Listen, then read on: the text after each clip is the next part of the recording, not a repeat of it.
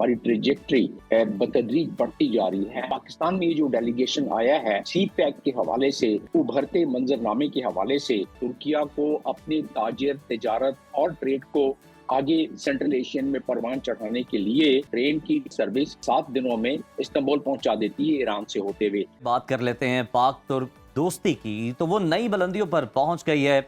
तुर्क सदर रजब तैयब अर्दवान खातून अव्वल के साथ 5 साल बाद पाकिस्तान के दौरे पर पहुंच गए। ये उनका 2 रोज़ा दौरा है और तुर्की की मारूफ कारोबारी शख्सियत भी तुर्क सदर के हमरा है।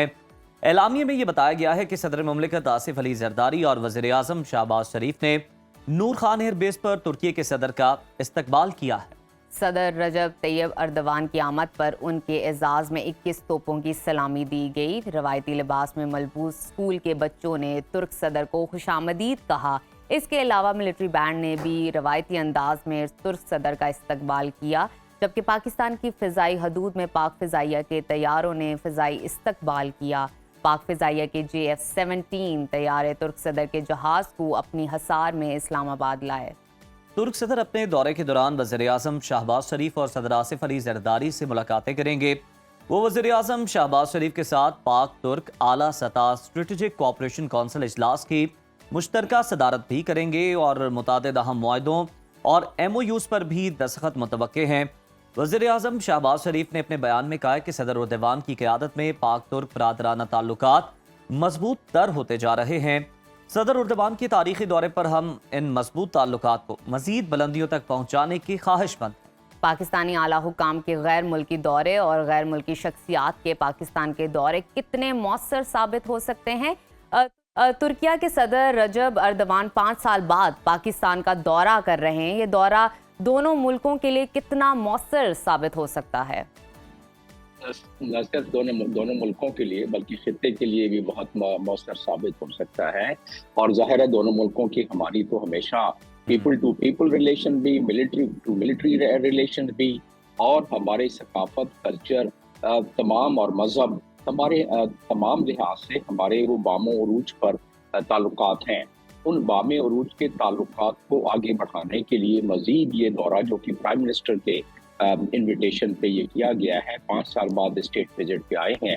और आप देखें कि पाकिस्तान में हेड ऑफ गवर्नमेंट और हेड ऑफ स्टेट यानी सदर और प्राइम मिनिस्टर दोनों ने रात के उस तारीख वक्त में, जबकि काफी लेट हो चुका था, इस्तकबाल किया। ये गमाजी करता है कि एक स्टेट दूसरे स्टेट को कितनी इंपॉर्टेंस देता है। इसी तरह जब हमारे प्राइम मिनिस्टर या सदर जाते हैं तो उनको भी इसी तरीके से रिसीव किया जाता है। तो अब जो हो रहा है इस खित्ते में, जिस किस्म का भूचाल चल रहा है गजा के हवाले से, मिडल ईस्ट के हवाले से, ट्रंप के मुख्तलिफ अनाउंसमेंट के हवाले से, वो तो होना ही होना है 1-on-1 मीटिंग में।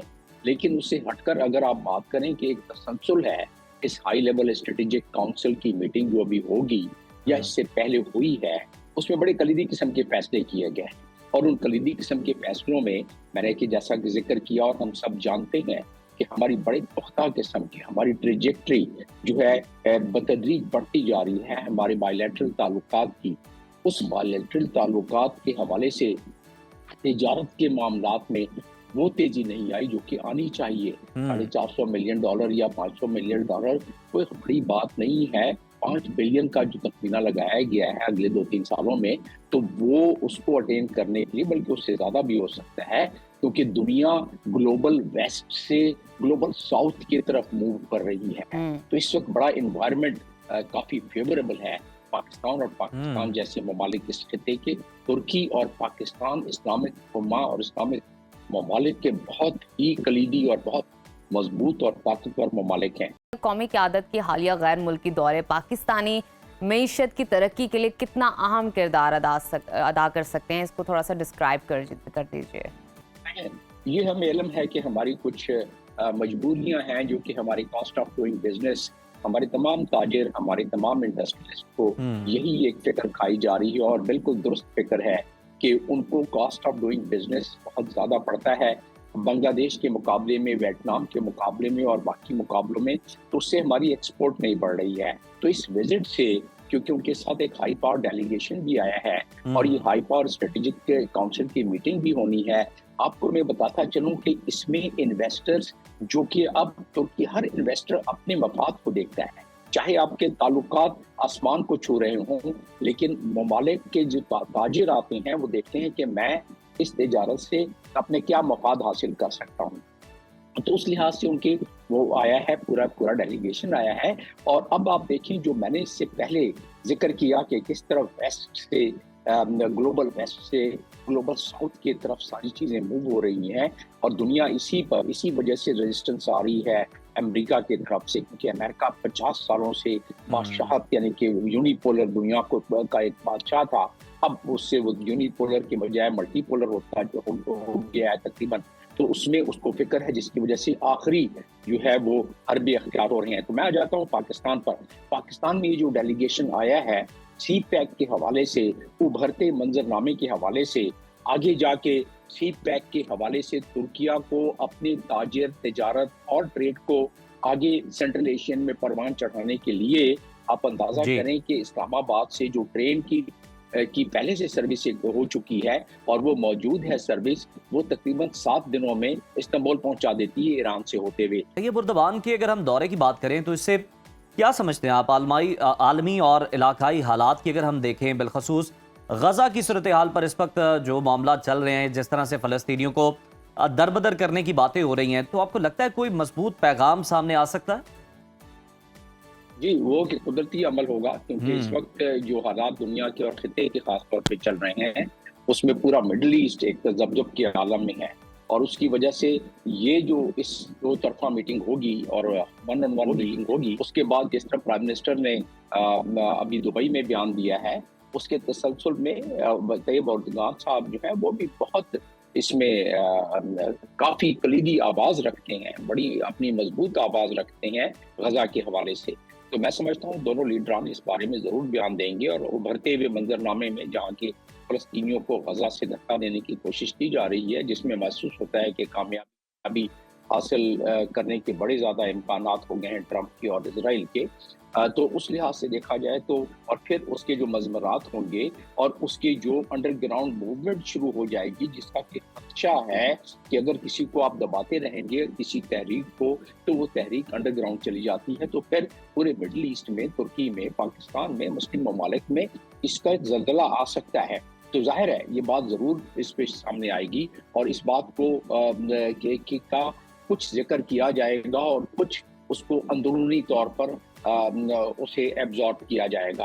तो ये ज़रूर इसका भी होगा और क्योंकि इसका तिजारत पे भी, इसका बाहमी ताल्लुकात पर भी, इसके इलाकाई सालमियत पर भी, बहुत सारी चीज़ों पे इस किस्म के ऐलानात जो ट्रंप ने किए या इजराइल कर रहा है फ़लस्तीन के हवाले से, वो आप देखें कि 1990 में नेतन्याहू ने किताब लिखी थी जिसमें उसने 7 ममालिक का जिक्र किया था कि इनको न्यूट्रलाइज करना है, क्योंकि वो मज़ाहमत करते थे। उसमें इराक था, इराक को ख़त्म किया, इजराइल को थोड़ा डिले करके किया क्योंकि उधर एक दूसरा मामला आ गया था, रूस आ गया था, उसको ख़त्म किया, लीबिया को ख़त्म किया, सूडान के साथ। तो ये सारे सोमालिया, ये सारे ममालिक जो है one by one and turn by turn, तो तुर्की को भी पता है, पाकिस्तान को भी पता है कि तोपों का रुख ईरान की तरफ तो है ही है, उसके बाद बाकी ममालिक की तरफ भी आ सकता है। उस लिहाज से यकीनन ये जियोपॉलिटिकल लिहाज से भी इसकी इम्पोर्टेंस बढ़ गई, जो मैंने मंजरनामा आपके सामने और आपके नाज़रीन के लिए पेश किया है। और ज़ाहिर है तिजारत के लिहाज से तो हमारी मीटिंग्स पहले भी चल रही हैं, तिजारत के लिहाज से हम इस्तिफादा नहीं हासिल कर सकते हैं ना, तुर्की का इसमें कोई कसूर नहीं है, क्योंकि हमने अपनी गुड्स एंड सर्विसेज की मसनूआत की पैदावार नहीं बढ़ाई है, जो कि अभी जिक्र कर रहे थे हम साहब भी कि उसमें कास्ट ऑफ डूइंग बिजनेस ज़्यादा पड़ती है, ईज ऑफ डूइंग बिजनेस ज़्यादा होती है। और जिस तरह IMF का जिक्र आ रहा था कि चीफ जस्टिस से मुलाकात उनकी हुई है, वो इसलिए कि हमारा क्रिमिनल जस्टिस सिस्टम हार्मोनाइज नहीं है इन्वेस्टर्स के तरफ। आप दुबई की मिसाल ले लें, उन्होंने पूरा एक इनक्लेव बना दिया है जिसमें सिर्फ इंटरनेशनल कानून लागू होता है और लोगों की इन्वेस्टर्स को सहूलियत पैदा की गई है। हमारे यहाँ बिल्कुल ठीक है, जो हम अब सरमायाकारों को दावत देते हैं कि जनाब वो सरमायाकारी करें, हमें उससे पहले उनके लिए सहूलियात भी पैदा करनी है, फिर ही वो पाकिस्तान में सरमायाकारी करेंगे।